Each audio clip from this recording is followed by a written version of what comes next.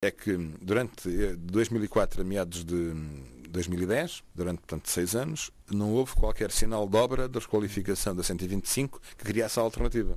Pela primeira vez, e aqui no Conselho de Faro é onde isso acontece, desde há poucos meses, começou a obra, digamos, alternativa à 125. Então nós, mantendo o mesmo discurso, sempre dissemos, bom, agora que há obra visível, então continua a não haver razão lógica da introdução de portagens, salvo quando tiver feita a obra que há tantos anos se vem anunciando. Portanto, o nosso, rumo nesta matéria é o mesmo. Todavia, nós pedimos uma entrevista ao Primeiro-Ministro por decisão da AMAL, que mandou-me uma carta a dizer que não podia, mas que o Ministro das Obras Públicas nos iria receber. Depois o Ministro das Obras Públicas mandou uma carta a dizer que ele também não podia e que ia ser o Secretário de Estado. Bem, é provável que a gente receba alguma outra carta para ser recebido por chefe dos contínuos. Confesso que a dignidade dos presidentes das câmaras do Algarve, que são 16 pessoas, que representam com legitimidade os cidadãos que os elegeram, não querem humilhações. Ou o Governo quer falar connosco ou não quer. Se quer, fala com dignidade. Agora não manda recados em cascata de uns para os outros, desta maneira que não é nobre. E nós podemos eventualmente não aceitar que brinquem connosco do ponto de vista ético e do ponto de vista da nossa representatividade institucional. Nós, quando pedimos a reunião, não dizemos marca lá a reunião connosco, que eu depois mando a um chefe de secção lá da Câmara. Portanto, as coisas têm que ter a sua dignidade própria. Acredito mesmo que depois da 125 estar requalificada é uma real alternativa à via do Infante e juntando com isto, aliás, até para voltarmos aqui de Faro, como é que vê a implicação do pagamento de portagens, que vai ser já em abril, tendo em conta que a variante, pelo menos a parte de Faro, só está completada se calhar no final de 2011, se isso não poderá fazer aqui algum condicionamento de tráfego que já é complicado? Vai complicar as coisas. E ainda mais preocupado fiquei hoje de manhã, se verificarem a comunicação social de hoje, a nacional em particular, o Sr. Ministro das Obras Públicas, que até fala poucas vezes, quase não se dá por ele, mas nem sempre dá boas notícias. E a má notícia de hoje é que ele afirma peremptoriamente que terá que antecipar a cobrança de portagens nas outras SCUTs. Ou seja, as 3 que começaram, a semana passada, está a confusão armada. Pessoas que dizem que foram já 4, 5 vezes para tentar comprar o aparelho e não conseguem. Portanto, estamos perante a incapacidade da própria organização dos serviços ligados ao Governo, as Estradas de Portugal e as concessionárias, em dar resposta a este problema. E depois, para agravar a situação, o Sr. Ministro vem com a má notícia de que o que estava dito para abril poderá ter que ser antecipado. Bom, então, mais uma vez a incoerência perante nós se manifesta.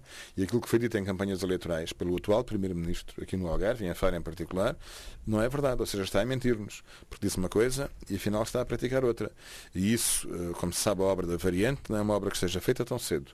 É uma obra que só estará feita, na melhor das hipóteses, daqui a um ano. Um ano e tal. E, portanto, introduzir mais trânsito que foge à via do Infante, eventualmente portajada para dentro de Faro, de Olhão e de Almacil e de outros sítios do Algarve, é uma complicação. E, portanto, o Governo está a complicar a vida aos algarvios. Passando agora para uma parte mais local, já tínhamos falado disto aqui, a fusão da Ambifaro com o Teatro Municipal e mesmo o mercado numa só empresa, para quando é que isso avança? Obviamente que para isso as contas terão de ser saneadas. Como é que está esta situação? O ponto de partida já foi dado. Todavia é um processo com vários degraus, numa escada que tem que ser percorrida. Em primeiro lugar, é preciso resolver a consolidação das contas das 3 entidades. Há acertos de capital que têm que ser feitos entre privados e públicos, pelo menos numa delas. Depois, há um conjunto de decisões das Assembleias Gerais que têm que ser feitas também. E tratar disso com os respectivos revisores oficiais de contas, com os criadores que cada uma delas tem, e uma delas em particular tem muitos, que é o caso do mercado, e tem empréstimos de longo prazo, ou que deveriam ser de longo prazo, mas que são de mais de uma dezena de milhões de euros.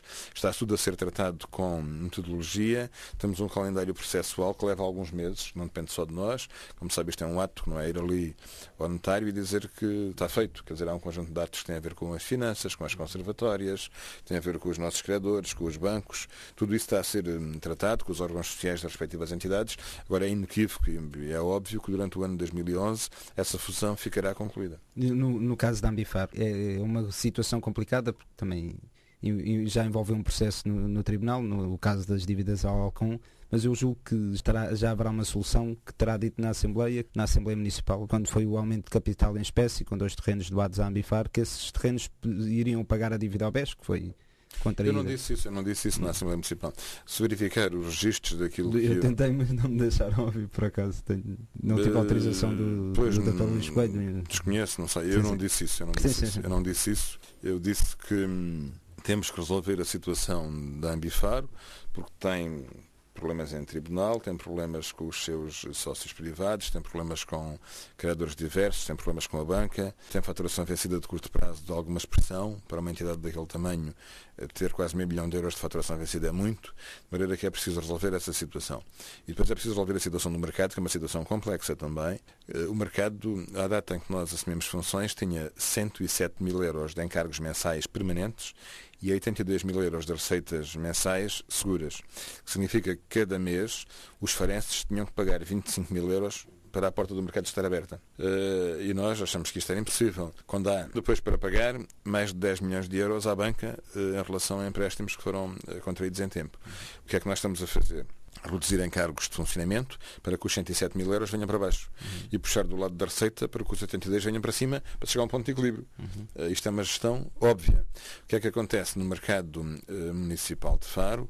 Há pessoas que têm declarado ao fisco de rendimento líquido €600 mil, basta ir ao site da Direção-Geral de Impostos e está lá, e pagam por mês de estabelecimentos que naturalmente têm algum sucesso conforme o fisco declara, pagam por mês €294,40.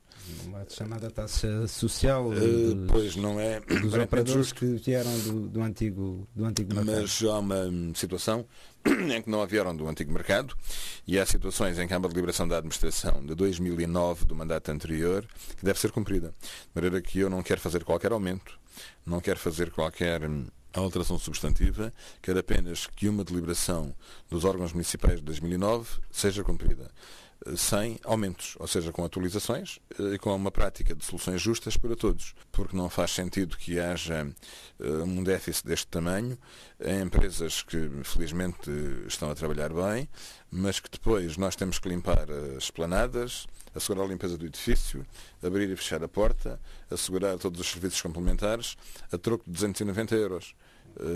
Obviamente que hoje em dia qualquer pessoa sabe que em termos de mercado as coisas não se passam assim e portanto é uma gestão que não conduz boas soluções. Além do mercado ter um conjunto de desencargos de limpeza, de vigilância e mais, que nós tínhamos obviamente que reduzir, e é isso que estamos a fazer. Voltando à Ambifar, como é que se vai resolver o problema da Ambifar? Estes terrenos fazem parte da solução que foram doados São decisões dos órgãos próprios da empresa, eu não integro os órgãos da empresa, mas são decisões que serão tomadas a seu tempo. É um processo que tem avaliação, tem análise e, portanto, há empresas que têm património, outras que não têm, outras têm regime de concessão. As empresas municipais que a Câmara tem, que são várias, têm regimes patrimoniais distintos, umas têm património, outras não têm, umas têm dívidas, outras não têm, tudo isso está a ser equacionado. Agora há 3 delas que são as situações mais frágeis que serão resolvidas em fusão. Isso é manifestamente um facto. Teatro Municipal, Ambifar e o Sim, mercado... senhor. Depois há algumas pequenas empresas que estão com capital da Câmara, que não são empresas só da Câmara de Faro, ou só do município de Faro, que é o caso do Parque das Cidades, também já decidimos extinguir. Tínhamos lá uma associação de municípios e mais uma empresa intermunicipal, para 15 pessoas. E, portanto, eram todos chefes de si próprios. E de maneira que entendemos que tinha que haver uma redução, obviamente, em relação a esses encargos. Entendemos também que em relação a afagar, há um conjunto de encargos de gestão que tinham que ser reduzidos e foram, de alguns milhares de euros por mês, e entendemos ainda que há outras empresas em que nós participamos que não podemos ter um capital social tão elevado. Por exemplo, o mercado abastecedor, que é em Estou, a Câmara entendeu reduzir o capital social porque não tinha dinheiro para pagar aquilo que estava comprometido anteriormente. Além de outras pequenas empresas associadas com a Universidade e com a Câmara de Lolé, que estamos a equacionar também a sua fusão ou extinção para poupar dinheiro, ou seja, temos que fazer isto todos os dias. Como falou em Estou, eu aproveito o investimentos para o interior, que muitas vezes não se fala, foca-se mais na cidade de Faro. O que é que está previsto para o interior? Eu julgo que aqui uma das grandes necessidades, até porque ainda há uma semana teve a sua primeira sessão em tempo real no Facebook, as estradas, as acessibilidades, há alguns problemas que são recorrentes, queixas recorrentes ou chamadas de atenção recorrentes. O que é que está previsto para o interior? Quais é que são os projetos que há? O Concelho de Faro tem carências várias na cidade e no interior. Eu gostava de ver a frente marítima com portos, docas de recreio, com áreas naturalmente da náutica e com hotelaria de qualidade. Gostava de ver a orla norte da cidade com espaços verdes, jardins, com áreas desportivas, com pavilhões de feiras e exposições, com tudo isso. E gostava de ver o interior do Concelho com boas estradas, com bom equipamento social e desportivo. Hoje em dia não há um polidesportivo em Santa Bárbara, não há um polidesportivo em Estou, não há um polidesportivo na Conceição. Portanto, vejo com dificuldade aquilo que se passa com as crianças do interior do Concelho de Faro, como vejo com dificuldade aquilo que se passa com os idosos e com muitos outros, e com as vias de comunicação que não estão em condições. Isto é um facto evidente. Agora, eu não tenho dinheiro nos próximos tempos para dar a volta ao problema, como já disse há pouco. Farei tudo o possível para que isso aconteça. No caso do interior do Concelho de Faro, há algum investimento privado que é expectável que se faça. Estamos a lançar para a zona de Estoi e Santa Bárbara um concurso para um núcleo de desenvolvimento turístico que pode ter 500 camas ou mais, que pode ser um bom investimento. Por outro lado, há vários aspectos de turismo rural, de pequenos investimentos, na zona de Estoi em particular e de Santa Bárbara também que estão previstos. Há um hotel na zona dos Agostos, que é, portanto, como sabem, é a norte de Santa Bárbara de Neches, que também corre o processo de licenciamento e que vamos ver se consegue. Também no processo dos NDT, dos núcleos de Não, a parte desenvolvimento disso, à parte. É um caso à parte desse. Depois há vários outros investimentos que estão previstos em zonas do interior, nomeadamente na área turística, mas que não estão ainda realizados. E há também no próprio mercado abastecedor ainda alguns espaços vazios e que há ideias de investimento de novas empresas nesse território. De maneira que ideias não faltam. Nós esperamos é que a crise ajude as pessoas a ir à banca, a encontrar soluções, porque de outra maneira temos, enfim, dificuldade em criar mais empregos e em criar soluções para as pessoas que vão atingindo o mercado de trabalho. E essa é a dificuldade que eu mais me preocupa nos próximos tempos. Ver nascer investimentos no Concelho de Faro que levem os jovens que acabam a formação académica, a formação profissional, a encontrar emprego. Porque essa é uma situação delicada dos próximos tempos, encontrar empregos para aqueles que vão atingindo o mercado de trabalho. Antes de partirmos para essa área académica, já que dá esse ponto, realmente gostava só, eu tinha perguntado aqui como é que correu a experiência há uma semana do Facebook, que agora acontece todas as quartas-feiras. Como é que viu essa experiência, uma abertura diferente da autarquia? Eu exerço funções autárquicas há um bom par de anos, como se sabe, aliás, há vários pares de anos. E, entretanto, tenho tido sempre uma relação de proximidade com os cidadãos, procuro falar com todos os que querem falar comigo, muitos pelo telefone, outros pessoalmente e muitos outros pelo computador. E respondo diariamente a muitos correios eletrónicos que me chegam e que as pessoas perguntam várias coisas que eu respondo, e os que me estão a ouvir sabem que é verdade e têm muito tido essa experiência. Depois, as redes sociais são já um complemento do trabalho eletrónico, ao invés de ser o mail tradicional, já, digamos, é um trabalho em rede com amigos e com conhecidos, etc. Eu não tenho muito tempo para isso. As pessoas têm que compreender que eu não posso passar a vida sentado ao computador a trabalhar nas redes sociais. Eu tenho que fazer reuniões, tenho que visitar obras, tenho que reunir com os meus colaboradores, tenho que escrever documentos, portanto eu não posso estar nas redes sociais, online, 24 horas a responder aos meus amigos ou aos meus conhecidos no Facebook. Isso é mais ou menos uma crítica a quem diga que aquele horário foi mal escolhido, é isso? Por exemplo, eu lembro de algumas das críticas que diziam que devia de ser noutra altura em que as pessoas não estivessem a trabalhar. Meu caro, como sabe, o Facebook não tem hora para fechar ou para abrir. Portanto, as pessoas podem entrar a todo momento. Eu só quis facilitar a vida às pessoas à hora do almoço, porque, repare, se eu marcar aquilo para o meio da tarde ou meio da manhã, poderia ser acusado de estar a provocar alguma falta de assiduidade em alguma empresa. Se marcar para a noite, estou a prejudicar, digamos, as relações familiares, que em vez de estarem a falar comigo no Facebook, deviam estar a tratar da família. Ou seja, a hora do almoço é de longe a melhor, é isso? A hora do almoço pensei que era melhor. Mas, assim, se houver sugestões noutro sentido, eu adapto o meu horário. Mas não posso ser eu, pessoalmente, a tratar de tudo. É impossível, porque ao mesmo tempo que está a entrar pelo Facebook um recado, está a entrar pelo correio eletrónico outro. Tenho alguém pelo sistema das obras a mandar um outro papel para despachar. O outro telefone que toca, o telemóvel que toca também. Alguém que bate à porta, uma reunião que eu tenho que ir a Lisboa. Quer dizer, eu tenho um conjunto de fluxos permanentes e tenho que gerir a minha janela de entrada conforme os fluxos que vêm chegando, não é? Uma interação que não correu muito bem aqui há tempos foi a interação com os universitários, que houve aqui uma pequena celeuma em relação. O que é que se passou já explicou o que é que se passou na recepção ao calor? Pois explico outra vez e toda a gente percebeu e eles ficaram contentes. Mas é aqui legítimo. Acho que a grande queixa, a grande queixa que ficou foi mudar a regra a meio do jogo. Isto é legítimo? É legítimo porque houve pressupostos que foram violados. Ou seja, eu tenho muito respeito pela vida académica de Faro. Acho que é uma honra para Faro ter uma universidade com prestígio e ter uma vida académica. E é uma honra que a universidade tenha criado relações boas na região e que tenha o prestígio que tem.